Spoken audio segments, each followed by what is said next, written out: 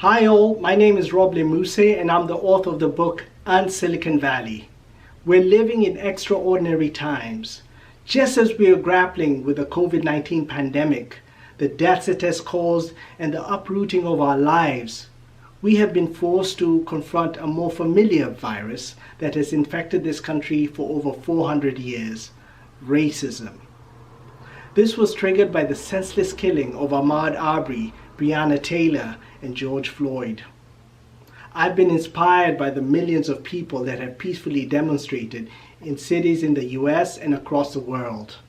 These people have come from all walks of life, young and old, white, Asian, Hispanic, and blacks, all speaking with one voice. But we have to have a deeper conversation about race. Talking about race is difficult, even for black people. In my book, I talk about race and racism in the tech startup and corporate worlds, and I look forward to sharing some of my writings and discussions with you in the next couple of weeks.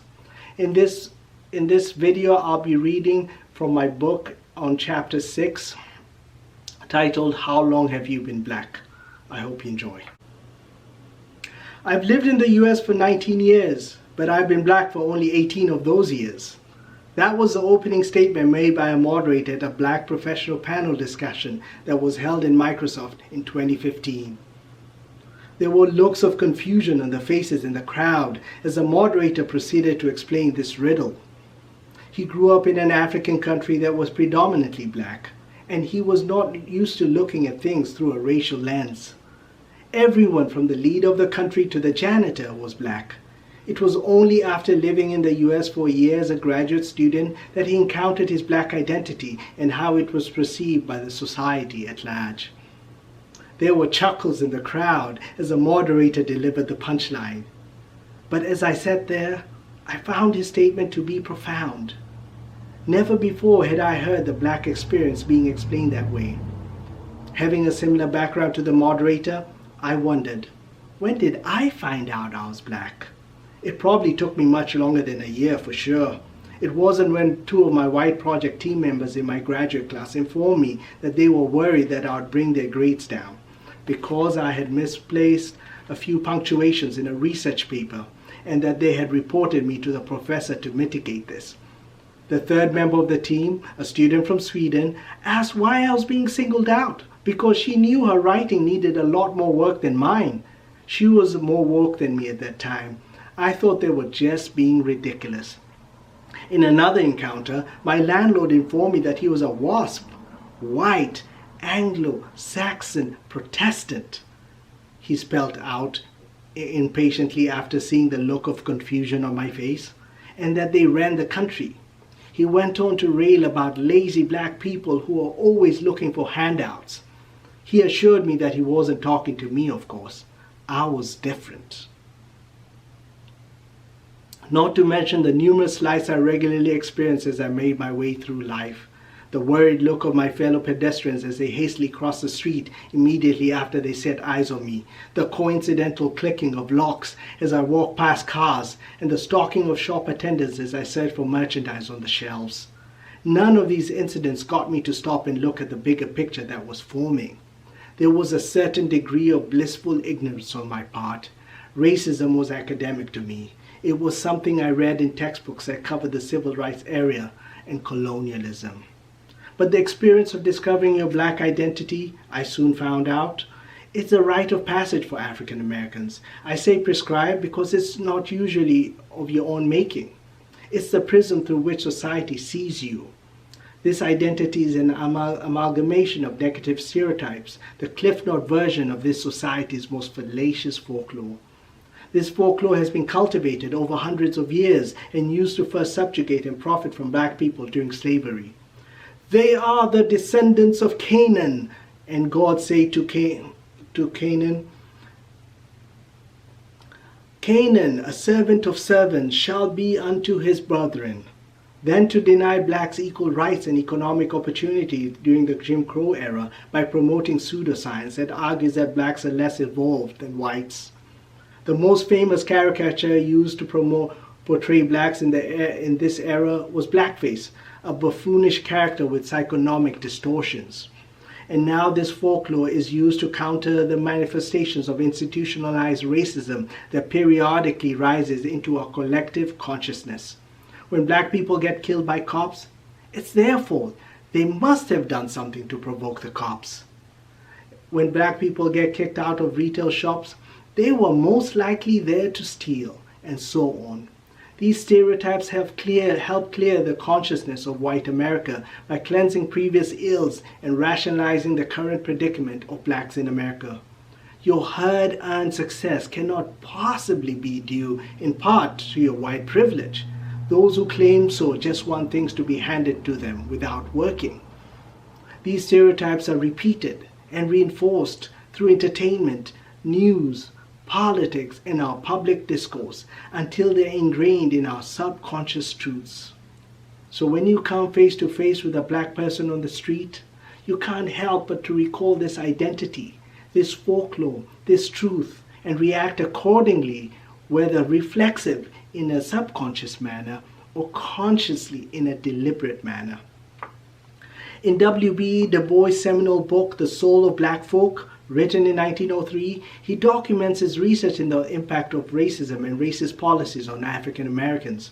He introduces the concept of the veil as a barrier that limits white people from viewing blacks as true Americans. I would go further with this description by saying that the veil also distorts the way white people view blacks by projecting negative stereotypes against them.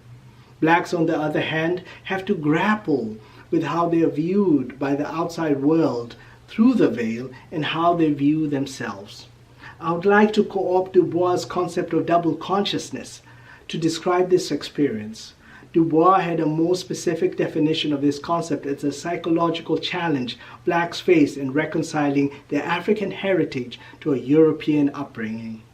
There is a huge chasm between how whites and blacks view racism. There is an agreement on the overt forms of racism, like if a black person is called the N-word. But the more subtle forms of racism that African Americans experience on a daily basis requires a discerning eye to notice. In the book, So You Want to Talk About Race, author Ijeoma Oluo, a fellow Seattleite, makes reference to this chasm by reflecting on her sometimes strained relationship with her white mother, who was not able to fully grasp the challenges her biracial daughter faced in the outside world. The relationship between a mother and a child is the closest to unconditional love that you can ever experience. However, even with this close relationship, the white mother is unable to fully empathize with her daughter because the mother's view of the world is much rosier. The racial minefields her daughter had to maneuver on a daily basis were not visible to her. The veil not only distorts the white people's perspective on blacks, I would argue it also distorts the perspective of new immigrants that come into the country from across the world. Immigrants that have bought into the American dream and the unlimited possibility that this country has to offer wonder why African Americans have not been able to succeed in large numbers as other minority groups have. The stereotypes and folklore crafted by this society about African Americans seem logical. It's their fault for not taking advantage of the opportunities available.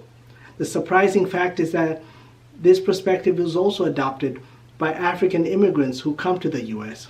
The acclaimed African author Chimamanda Ngozi bravely confessed in a radio show that about an experience she had when she first moved to the U.S. from Nigeria. An African American man she encountered on the street called out, "Hello, sister," a customary acknowledgement black people make to each other. Her response was visceral. "No, I am not your sister."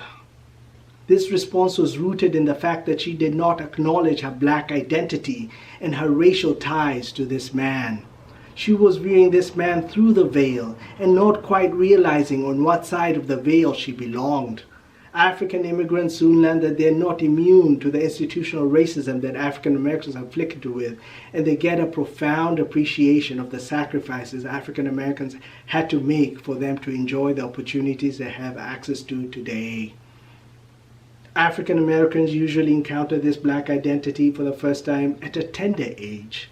CNN developed a series of stories narrated by known celebrities and media personalities like Van Jones, Kamal and Michael Piera, where in W.B.E. Du Bois' footsteps they recounted the first time they found out they were black. The tales are gut-wrenching. I recommend that you watch the series. There were a lot of similarities in the stories. Most of the people interviewed experienced their blackness during adolescence, just when they were venturing out of the safety of their family nest to explore the world. Some of the experiences were violent, but all of the encounters cut through the narrator's innocence to expose a hateful world, where, because of their skin, they were considered unworthy of friendship, likely to steal, limited in intelligence, open to ridicule, least likely to succeed, and on and on. Adolescence is a time in life when you're the gutsiest and most adventurous and free to dream of unlimited possibilities.